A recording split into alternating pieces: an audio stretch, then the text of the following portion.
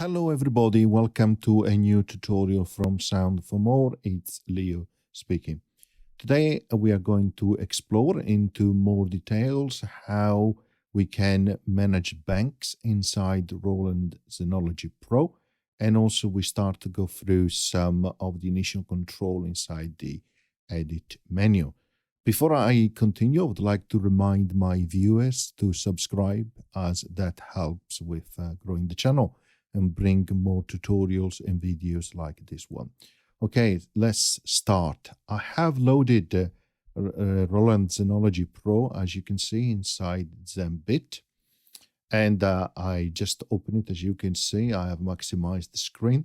So I have also the keyboard on, okay, although you don't really need to have that. So I have connected outside on external AKI MPK Mini, which you can hear there. So let's turn off the keyboard so we have a little bit more space. So the first thing I would like you to show you is how to manage banks, because presets are organized by banks. If you click on a preset, as we have shown in previous tutorials, you go into this screen, which is called the Tone Drum Kit browser. And as you can see here on the left-hand side, you have a list of banks. But there's nothing regarding, for example, the creation of a bank. Yes, there is a user bank, as you can see here, with some initial tone, which you can use for your tones as well if you want to program them yourself and save them in the user bank. But if you want to create a new bank, there's nothing from here that you can use to create one. So close that window and click on the right button. And as you recall, the right button is to overwrite the preset. And it moves you into this screen, which is called the Tone Drum Kit Manager. Inside here, what you can do is on the left-hand side, you have some basic bank management option. You can create a new one, you can delete one, you can import one, and you can export one. So let's create a new one. It is called the Initial. Now let's click on it and let's call it Sound for More, and let's press Enter. Now let's close that window. Okay, let's click again on the preset manager or on the Tone Drum Kit browser. And as you can see down here, you have a new bank called SFM for Sound for More. And we can click on the first tone, the initial tone, double click on it, and we go to the selection of that initial tone, and let's play with it. It's quite low as a gain, so let's maximize that. Oops, like so. Okay. Now the next thing we are going to do is to click on the Edit button, and that will open up a window which will be in the visual edit mode, as I previously explained, and you also have a pro edit mode, which you can go into more details of all the different parameters inside Zenology Pro. But let's stick with the visual edit mode for now. There are some additional parameters here which you can adjust, and that is what I want to go through in this tutorial. But before I do that, I want to make sure that up here, what is a structure, which I will explain in the next tutorial, you have selected both off here, which means that all the partial will be independent, and you have only partial 1 active, because you can activate clicking on this button on and off also add other partial, like partial 2, 3, and 4, because you have 4 partials, okay, for the definition of your tone. And make sure that you click here on partial 1. When you do so, you see down here for partial 1 the oscillator parameters, for partial 1 again the LFO1, LFO2, and then the pitch down here for partial 1, and then the filter envelope for partial 1, then amplitude envelope and EQ as well for partial 1. And that's interesting, because if I was to click on the pitch now, well, the view will be very different. It will show you the pitch parameter for partial number 1, and then it shows you the same pitch parameters for partial 2, 3, 4. And the reason they are dark is because they're not active. So you can activate them like so. Okay. If I was to click on the oscillator now, it will show you again oscillator parameters for partial 1, partial 2, 3, and 4. The same if I was to click LFO. Again, LFO 1 and 2 for partial 1, 2, 3, and 4.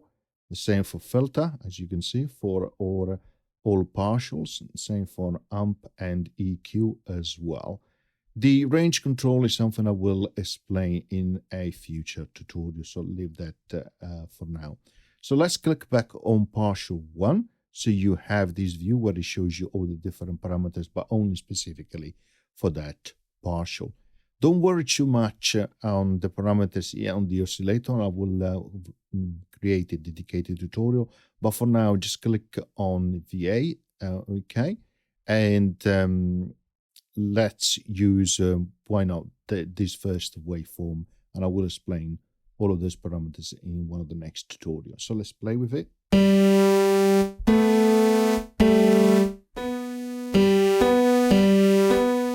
Let's remove the other partials, so deactivate them, so you hear only the first one. Because a moment ago I was hearing also the other partial, which was set on PCM mode. But again, don't worry about it for now. Okay, so we have only active the partial number 1, and therefore we hear only this waveform you see on the screen. We might want to increase a little bit the gain in decibel. Okay, so let's go back up here. So you have some common parameters here. The first one is Portamento Time. If you remember, if you have active Portamento and you move from one note to the other, there is a variation in terms of tone, so you can increase the time that it takes to move to the next pitch, and you can make it very long.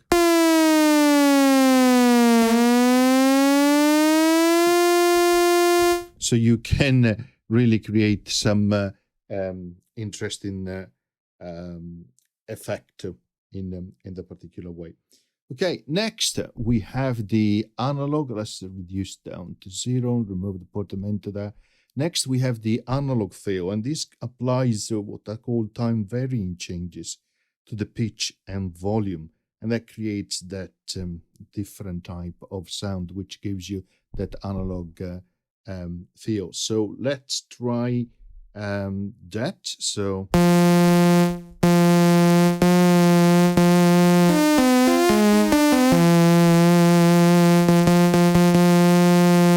So hopefully you can hear those changes on pitch and volume. So they give you a completely different type of tone. And they add that variability as well, which is typical of analog circuits. Here you have curse tune, which will shift the pitch in units of semitones.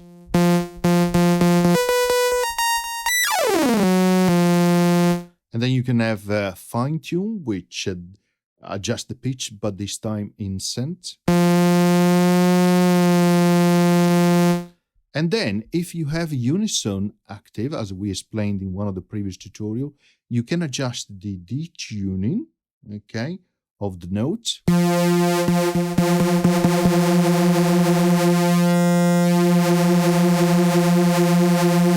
And it makes sense really to have some detuning on when you have a unison on up here. And then you can also change the size of it, which is the number of notes that are assigned to each key that is pressed. Up to 8 as the maximum.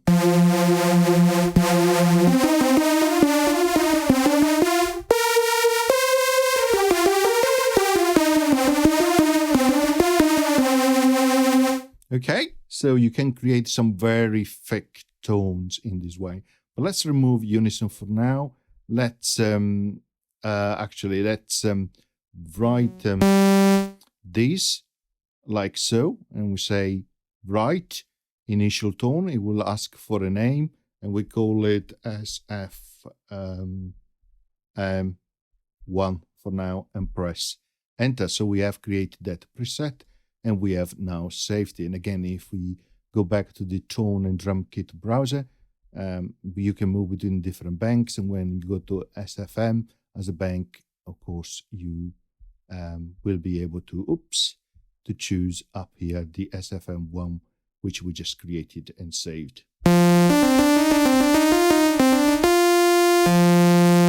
Okay, I'm going to stop here for this initial tutorial, as I want to ensure that you follow me and I don't give you too much material all in one go. So I'll see you at the next tutorial, where we'll start to go through all the different parameters for all the different oscillator types. Okay, see you in the next video. Bye.